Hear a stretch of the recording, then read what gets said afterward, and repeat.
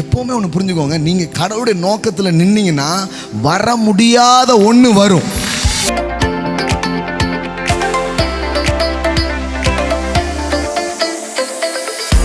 குறித்த அந்த மலைக்கு நீ போ அப்படின்னு ஆபிரகாமை அனுப்பி வைக்கிறாரு.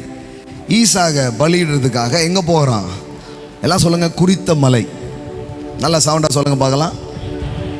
அப்படின்னா என்ன? தேவன் நியமித்த ஒரு இடம். பையன் கேட்குறான், அதெல்லாம் இருக்கட்டும், பலி செலுத்த போறான்றீங்களே, பலியாடு எங்க அப்படின்ட்டு. இங்கே அப்படின்னு சொல்ல முடியல ஆபிரகாமால. ஆபிரகாம் சொல்றான், தேவன் அதை பார்த்து கொள்வார். இன்னும் கரெக்டாக சொல்லணும்னா, தேவனுடைய பர்வதத்தில் பார்த்து கொள்ளப்படும். அப்படின்னா என்ன? தேவன் முன் குறித்த அந்த இடத்துக்கு நான் போனா பார்க்க வேண்டியதெல்லாம் பார்க்கப்படும், நடக்க வேண்டியதெல்லாம் நடக்கும், உண்டாக வேண்டியதெல்லாம் உண்டாகும். Jehovah Jireh, the Lord will provide.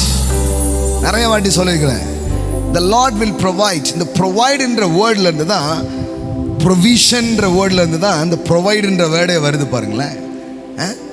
ப்ரொவிஷன்ற வேர்ட்ல இருந்து தான் ப்ரொவைட் என்ற வேர்டு வருது. ப்ரொவிஷன்ற வேர்டுடைய ரூட் வேர்டு என்ன? ப்ரோவிஷன்.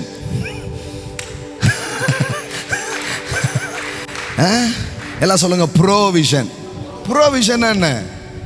விஷன் என்ன? பார்க்கறது. ப்ரோவிஷன் என்ன? முன்னாடியே பார்க்கறது.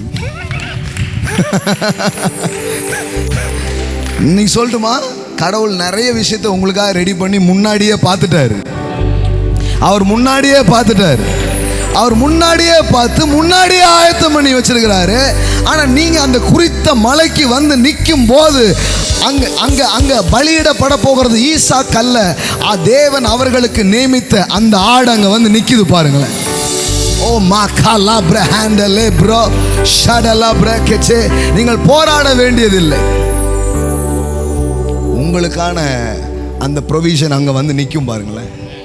அவன் திரும்பி அந்த மலைக்கு வந்து அவன் நின்ன பிறகு பார்க்குறான், ஒரு ஆடு கொம்புகளில் அந்த முள்ளில் சிக்கப்பட்டு கிடக்கிறத அவன் பார்க்குறான். வேதாகம் வல்லுநர்கள், இன்னும் தியாலஜியன்ஸ்லாம் சொல்கிறாங்க, அவ்வளவு மயிர் அந்த முடி இருக்கும். அந்த ஆடுலாம் பார்த்துருக்கீங்களா? நம்ம ஊர் ஆடு இல்லை, அப்படி இருக்கும் அந்த ரோமங்கள். அவ்வளவு கொழுத்த கனமுள்ள ஒரு ஆடு அவ்வளோ உயரமான மலைக்கு ஏறி வருவதற்கு வாய்ப்பே கிடையாது. ஆனால் எப்போவுமே ஒன்று புரிஞ்சுக்கோங்க, நீங்கள் கடவுளுடைய நோக்கத்தில் நின்னீங்கன்னா வர முடியாத ஒன்று வரும். வர முடியாத ஒன்று, வர முடியாத ஒன்று. காலையில் நான் சொல்கிறேன், இப்படிலாம் நடக்கவே கூடாது சார், இப்படிலாம் நடக்கவே முடியாதுன்னு ஒன்று இருக்குது பாருங்க. அதை கர்த்தர் உங்கள் கைகளிலே கொண்டு வருவார். அதை தேவன் உங்கள் பக்கமாய் கொண்டு வந்து அவர் சேர்ப்பார். ஆமென்.